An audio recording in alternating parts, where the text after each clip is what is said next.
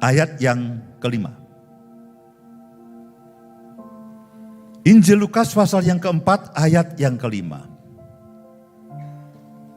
Kemudian iblis membawa Yesus ke suatu tempat yang tinggi. Ini pada waktu Yesus dicobai oleh kuasa si jahat. Dan dalam sekejap mata ia memperlihatkan kepada Yesus semua kerajaan dunia. Kata iblis kepadanya, segala kuasa itu serta kemuliaannya akan kuberikan kepadamu, sebab semuanya itu telah diserahkan kepadaku. Betul. Segala kemuliaan dunia dengan semua bagiannya, semua entah itu urusan kesehatan, keuangan, politik, sosial, apapun, Alkitab mengatakan bahwa dikatakan bahwa semuanya itu telah diserahkan kepadaku.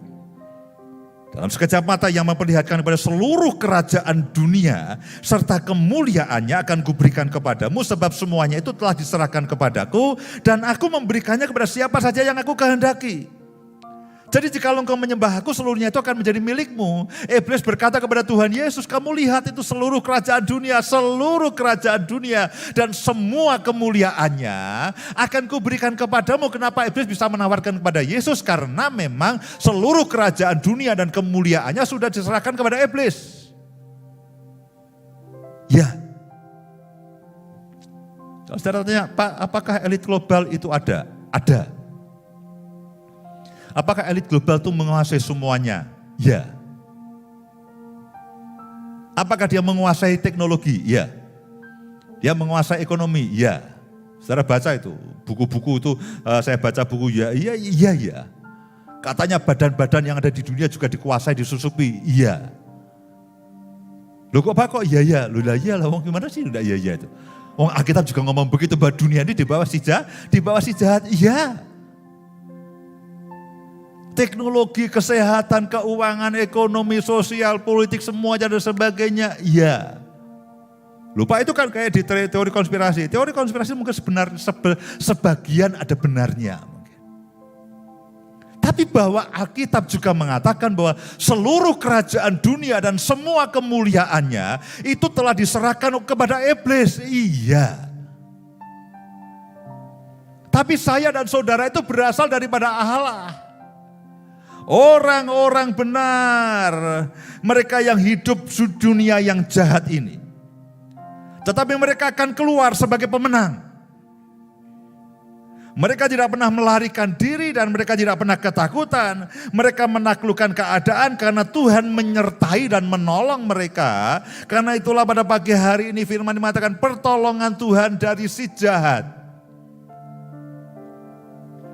Saya beri beberapa contoh. Dan contoh ini saya berharap begini, saudara, iya ya. Kalau begitu tidak ada yang perlu saya takutkan. Iya, memang tidak ada yang perlu saudara takutkan. Kalau ada orang, ada seminar teori konspirasi apa, iya, dengarkan aja lah sebagai iya ya, menarik juga. Kembalilah kepada 1 Yohanes 5 ayat yang ke-9. Wah, ini teori gini-gini. Kalau saudara ada kesempatan bertanya, tanya apa? 1 Yohanes 5 ayat 9, penerapannya gimana? Selesai urusannya. Ya, kita berasal daripada Allah. Seperti ikan laut hidup di tengah-tengah laut yang asin. Tapi dia tawar. Karena dia hidup. Saya beri contoh, saya berharap contoh ini akan menolong saya dan saudara. Daniel pasal yang kedua ayat yang ke-46. Daniel ini merupakan bagian dari orang-orang yang dibuang di Babel. Belasan ribu orang, puluhan ribu orang Israel itu dibuang di Babel dan Daniel ini ikut dibuang di Babel. Di tengah-tengah dunia penyembah berhala. Daniel tidak lari, Daniel tidak ketakutan. Dia tahu dia berasal dari Allah. Dia di tengah-tengah penyembah berhala. Dia berasal dari Allah sendiri. Dia tidak membangkang, dia tidak lari, dia tidak memberontak. It's okay. Ditawan, dia ditawan. Dia ikuti itu semuanya. Tapi perhatikan, apakah ketika dia di Babel lalu dia habis? Tidak. Orang-orang benar selalu bersinar di tengah kegelapan. Orang-orang benar selalu seperti garam di tengah dunia yang tawar.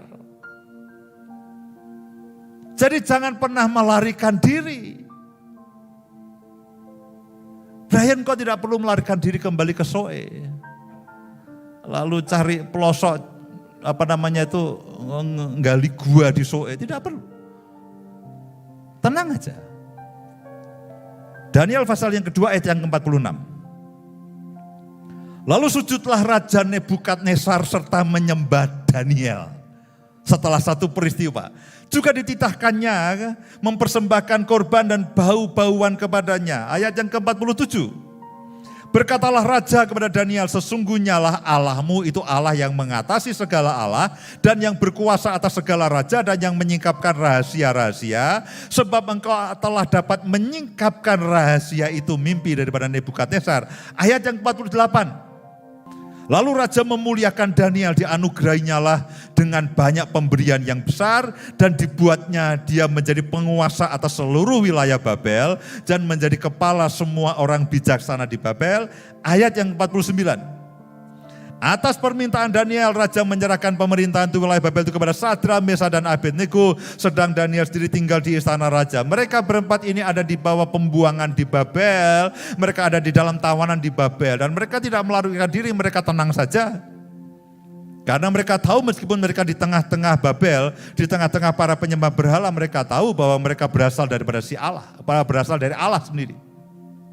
Sementara Babel itu ada di bawah kuasa si jahat. Dan dalam praktek kehidupannya, mereka ini menang. Mereka ini menang tanpa ketakutan sedikit pun. Saya berharap iman saudara arahnya ke situ. Iman saudara dan saya itu arahnya tidak ada yang perlu ditakutkan. Waspada ya. Waspada ya. Enggak usah cari masalah, masalah datang sendiri. Waspada iya, tapi percaya dan arah iman saudara itu jelas.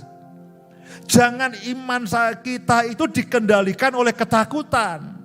Jangan karena iman kita itu dikendalikan oleh berita-berita itu. Jangan karena itu. Iman saya dan saudara, arah pengharapan dan arah hidup saya dan saudara harus dikendalikan oleh firman.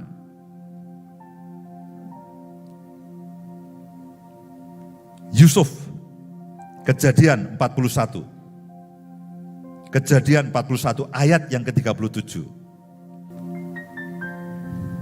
Ini pada waktu Yesus jadi budak di Mesir. Dan bahkan bukan hanya budak, dia juga narapidana di Mesir. Apa yang terjadi?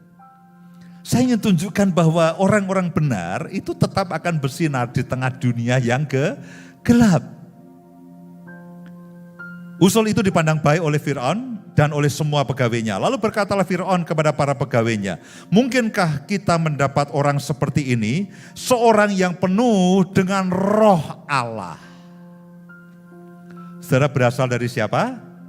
Allah. Roh Allah ada di mana? Dalam hidup saudara. Mungkinkah kita mendapat orang seperti ini, seorang yang penuh dengan roh Allah? Kata Firaun kepada Yusuf, oleh karena Allah telah memberitahukan semuanya ini kepadamu, tidaklah ada orang yang demikian berakal budi dan bijaksana seperti engkau.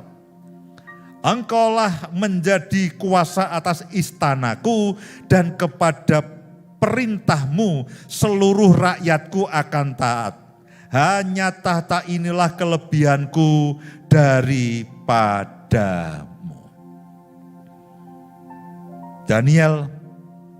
Bahkan Daniel itu menjadi orang terkemuka bukan hanya di zaman Nebukadnezar, di zaman Belsasar, di zaman Darius. Dia selalu menjadi orang itu zaman berganti, raja berganti. Daniel tetap di atas, Yusuf juga di atas. Kalau saudara perhatikan Yesus itu lahir dan pelayanan itu di bawah penjajahan Romawi. Karena itu dia katakan beri kepada Kaisar apa yang menjadi hak Kaisar. Kaisar Romawi. Yesus pun itu hidup di bawah penjajahan. Apakah dia punya masalah? Apakah dia mimpin pemberontak? Apakah dia melakukan pembangkangan? Tidak. Dia katakan berilah. Beri kepada kaisar apa yang menjadi hak kaisar. Orang bertanya, kenapa Bapak vaksin? Pemerintah menganjurkan vaksin, menentukan vaksin. Saya lebih baik takut kepada Tuhan, taat kepada Tuhan, dan taat kepada pemerintah yang daripada Tuhan, daripada saya melarikan diri. Dan saya percaya kepada anugerah dan perlindungan Tuhan. Orang tanya, loh kenapa Bapak itu divaksin? Bapak tidak dengar semuanya. Saya dengar. Tapi saya mau dengar firman lebih lagi. Saya memilih taat kepada Tuhan dan taat kepada pemerintah yang daripada Tuhan. Dengan segala anugerah kasih karunia dan pertolongan dan janjinya, daripada saya mencoba menolong diri saya sendiri, nanti coba kita harus menghindari ini dan sebagainya. Saya lebih memilih percaya dan oleh pertolongan Tuhan. Yesus itu ada di bawah penjajahan Romawi dan dia katakan beri kepada kaisar. Dia tidak katakan jangan beri kepada kaisar. Dia jahat. Dia tidak katakan begitu.